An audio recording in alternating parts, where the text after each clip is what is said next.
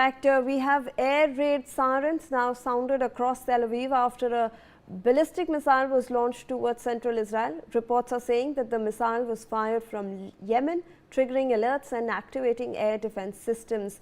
Let's in fact listen into those visuals that are coming in.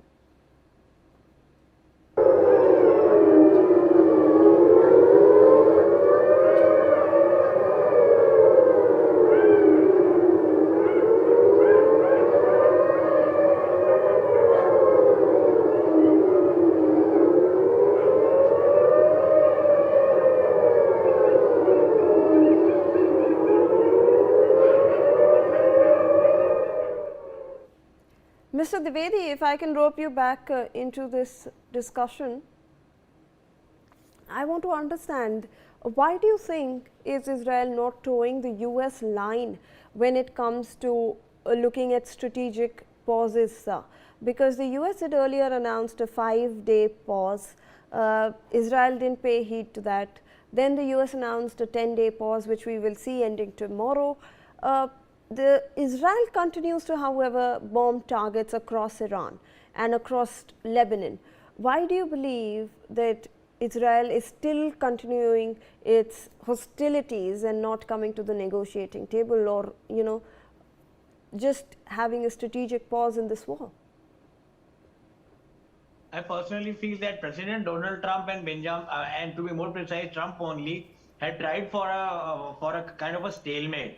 But a stalemate is something what Benjamin Netanyahu or the Israeli establishment, the IDF, hates the most.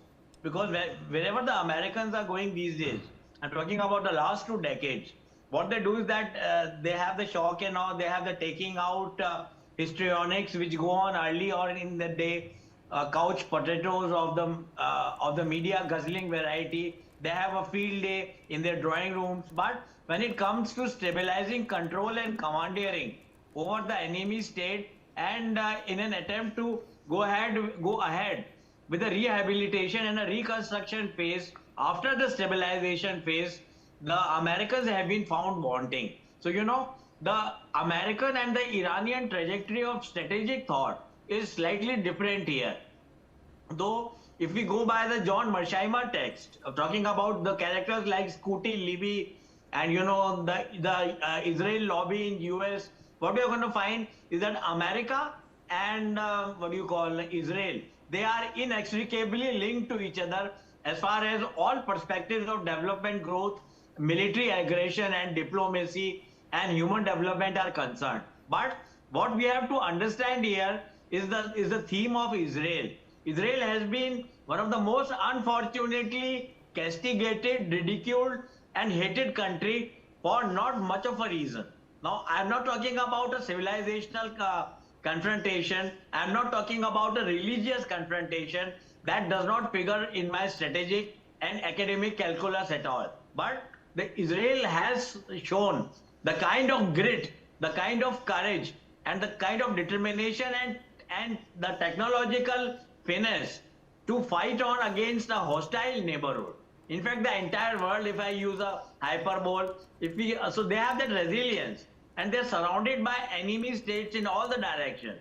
But it is only because of the American shuttle diplomacy before Operation Epic Fury and, you know, the equally active and proactive shuttle diplomacy carried on by Benjamin Netanyahu in some of the friendlier Arab states, that the negotiational and the diplomatic stature and the diplomatic standpoint and diplomatic health of Israel has improved. And, you know, Israel knows one thing, that the technology might come from America, the moral support might come from America, but when it comes to actual combat and when it comes to actual ground action or the shock and blitz approach, then the Israelis are all alone.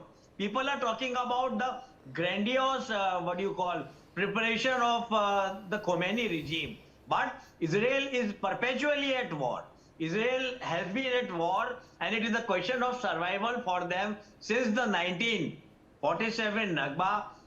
We can cite the 1960s Galilee water wars, the 1973 Yom Kippur war, the Intifada carried on by the Arab states in 88 and in 98, and finally coming down to several incursions in Golan Heights and West Bank and Gaza Strip in the last 10-15 odd years. So, it's a war in perpetuity. It's Right. a strife in perpetuity for Israel. And I can very correctly and gainfully now seek the nomenclature of victimhood for Israel, wherein Americans provide the crucial aid, the crucial technological finesse, weaponry, and moral and other support to them. But if you look at the individual espionage capacity, if you look at the individual kill potential of the Israeli Defense Forces, they are also, sans America, more than a match for Iran Okay. and other proxies Okay. which have made life difficult for them.